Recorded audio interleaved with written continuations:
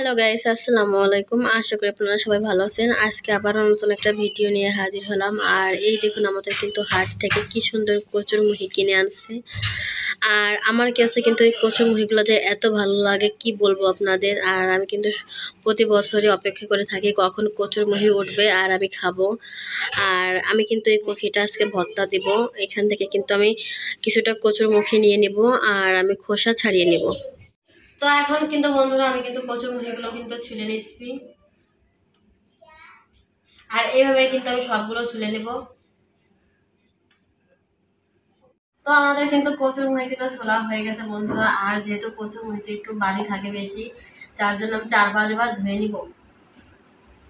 তো এই দেখুন বন্ধুরা, আমি কিন্তু অনেকবার কচুরমুখীগুলো ধুয়ে নিচ্ছি। আর এখানে কিন্তু আমি গাছ থেকে একটা নারকেলের পাতা পেড়ে আনছি। এবার আমি পাতাগুলো কেটে নেব আর একটা শলা বের করে নিব।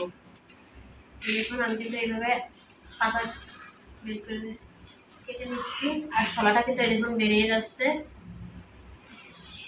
এই দেখুন আমি কিন্তু শলা বের করে নিচ্ছি। আর যেহেতু আমি ভাতের মধ্যে কচুরমুখী ভর্তা দিব, যার জন্য আমি কিন্তু একটা শলাই গেঁথে দিচ্ছি। আপনারা কিন্তু চাইলে এমনি কিন্তু সিদ্ধ দিতে পারেন।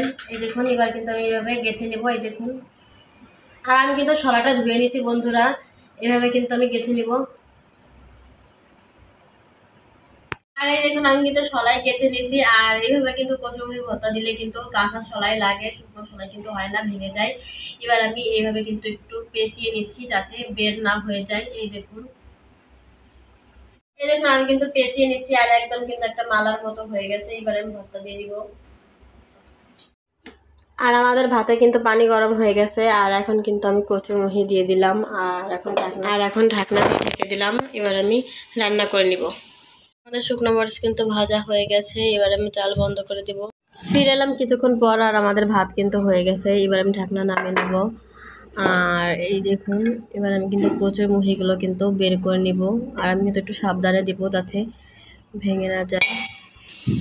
এই দেখুন বন্ধুরা, মাশাআল্লাহ আমাদের কচুরমুখী কিন্তু একদমই ভাঙে নাই। এই দেখুন আরাম রয়েছে। আর এইভাবে কিন্তু ভাতের মধ্যে ভর্তা দিলে কিন্তু বেশি খোঁজা লাগে না, তাড়াতাড়ি পাওয়া যায়। এবার এগুলো আমি একটা প্লেট নিয়ে নেব। এই দেখুন আমি কিন্তু একটা প্লেটে নিয়ে নিচ্ছি। এবার আমি শলাটা ফেলে দিব আর আমি কচুরমুখীগুলো একটু হাত দিয়ে মাখিয়ে নিই। আমাদের শুকনো মরিচ কিন্তু ভাজা হয়ে গেছে। এবার আমি চাল বন্ধ করে দিব। আমি একটা ফ্রিজে কিন্তু শুকনো মরিচ নিয়ে নিয়েছি। আর আমি কিন্তু মরিচগুলোর মুঠা কিন্তু ফেলে দিছি। এবার কিন্তু মরিচ এখানে কিন্তু লবণ দিয়ে দিচ্ছে। আর এখন কিন্তু মরিচগুলো কিন্তু হাত দিয়ে ভালো করে গলিয়ে নিচ্ছে।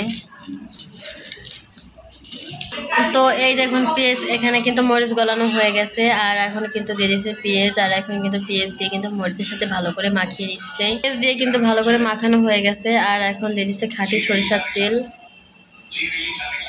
আর একটু তেলের পরিমাণ কিন্তু বেশি দিচ্ছে। তো এই দেখুন আমাদের কিন্তু মরিচ মাখানো হয়ে গেছে। আর কিন্তু কচুরমুখী কিন্তু আমি একটু মাখিয়ে নিচ্ছি। আর এখন কিন্তু মরিচ ভর্তা দিয়ে দিচ্ছে।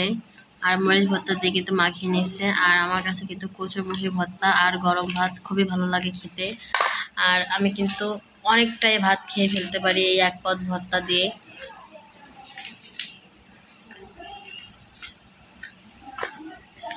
আর আমার কাছে কিন্তু কচুরমুখী ভর্তা কিন্তু এইভাবে শুকনো মরিচ দিয়ে ভালো লাগে খেতে।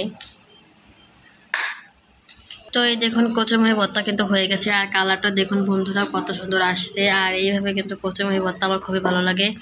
আর আমরা কিন্তু কোনো রকমের লবণ দিলাম না, যেহেতু মরিচ ভর্তায় কিন্তু লবণ অনেকটাই দিছিল, যার জন্য এখন আর লবণ দিল না। আর কার কার এইভাবে কচুরমুখী ভর্তা ভালো লাগে অবশ্যই কিন্তু কমেন্টে জানাবেন। ভিডিওটা ভালো লাগলে like, comment, share and subscribe করবেন। ভালো থাকবেন। আল্লাহ হাফেজ।